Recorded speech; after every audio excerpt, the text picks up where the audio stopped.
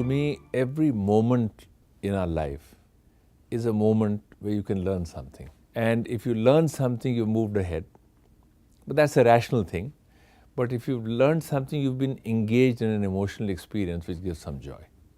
So to me, I think that life is a series of moments of learning. If you learn something good, it's given you some joy.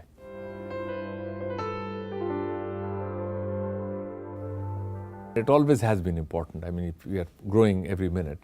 But it's more important because the world is changing very rapidly. And so there was a time when you could do a degree and say it'll last you a lifetime. Okay? Now, while you're studying a subject for a year, by the end of the year, the subject is changed.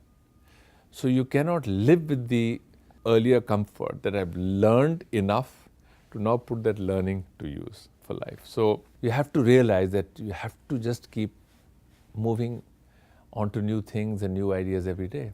So it's now a compulsion, I would say, but great leaders in the past have been active learners all through their life.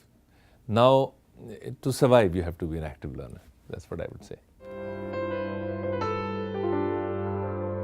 Just before coming here, I had lunch with a person who worked at NIT till 1998.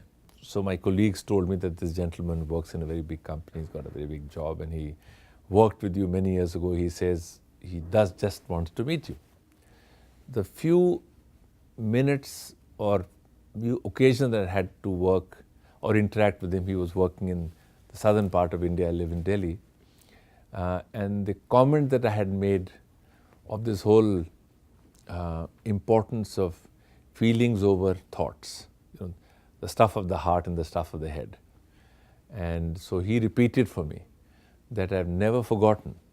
You're telling me that let your heart do the thinking before your head does the thinking, because it'll be right.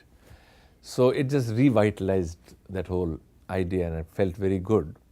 So I believed it always, but to think that it could touch a person so deeply.